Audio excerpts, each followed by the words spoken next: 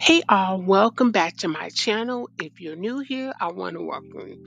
On this channel, we talk about feminism, how feminism has destroyed society as well as relationships, families, and home.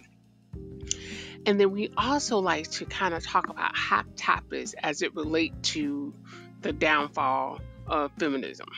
And so today I want to talk about Fani Willis. She was in court on Thursday, I think it was, and it was like a love and hip hop show.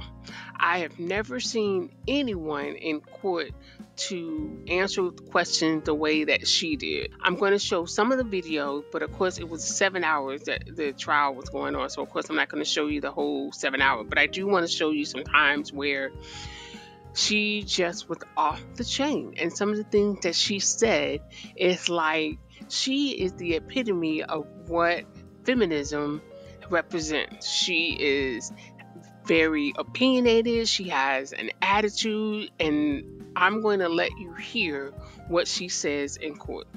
So before we get started, please like this video, subscribe to my channel, and let's get started.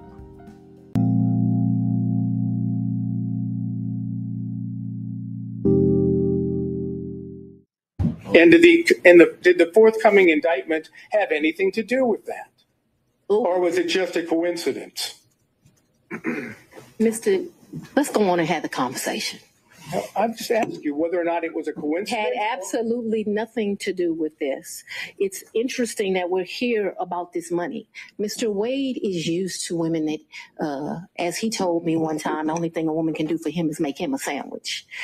We would have brutal arguments about the fact that I am your equal. I don't need anything from a man. A man is not a plan. A man is a companion. And so there was tension always in our relationship, which is why I would give him his money back. I don't need anybody to foot my bills. The only man who's ever foot my bills completely is my daddy.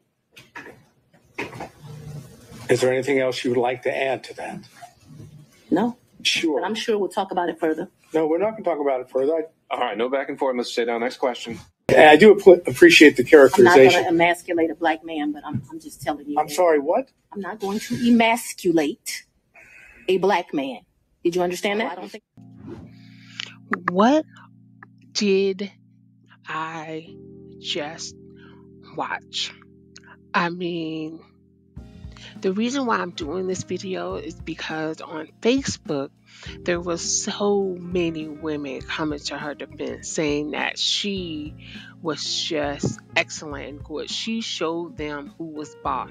She ate that and left no crumbs. That's what the young people say. I'm like, what? Did I watch something different? I mean, it is so strange to me that everyone says how of a wonderful job that she did, how she represented herself and women, especially black women. I'm like, what are we talking about? Her attitude is stank.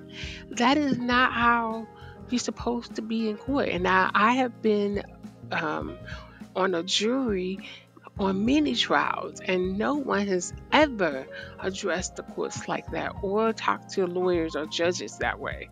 And I'm sure that the judge gave her some leeway because of who she is, but I'm just stunned that everyone keeps saying how she did an amazing job. And then the next part is she has no shame in being with a married man. I mean, I get it. I know things happen, but I just saw no remorse or anything. He was married while they were going on trips together, and I would just be embarrassed if it were me, if I had to tell the whole court that I was just with this married man and he paid for the trip, but I gave him cash back.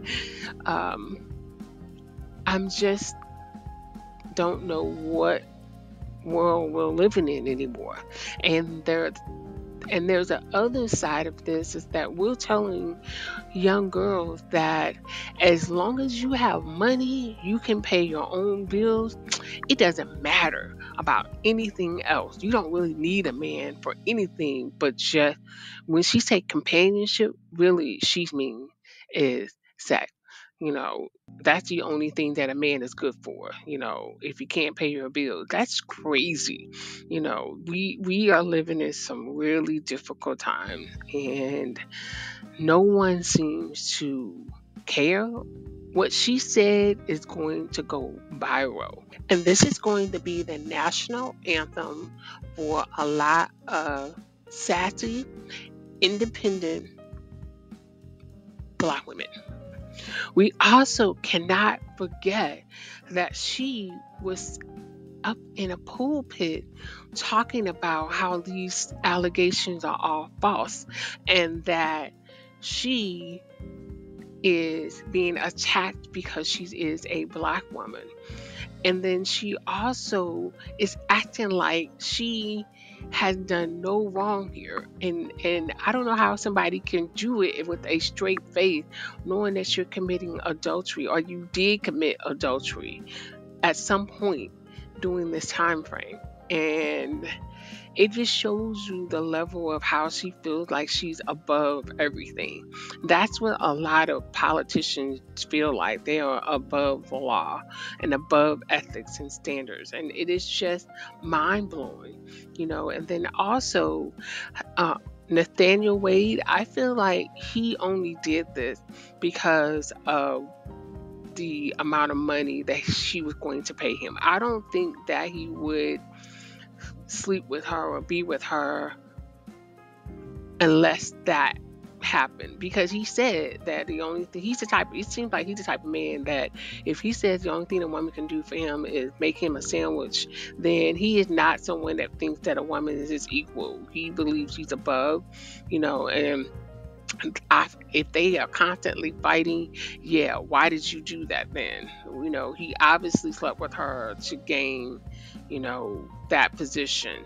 And is this the future for Black educated women? Is that we're going to have to pay people to sleep with us? That's not what feminism was intended for. I mean, this is not the direction I think a lot of women want to go. But this is my video. I would love to hear what you think.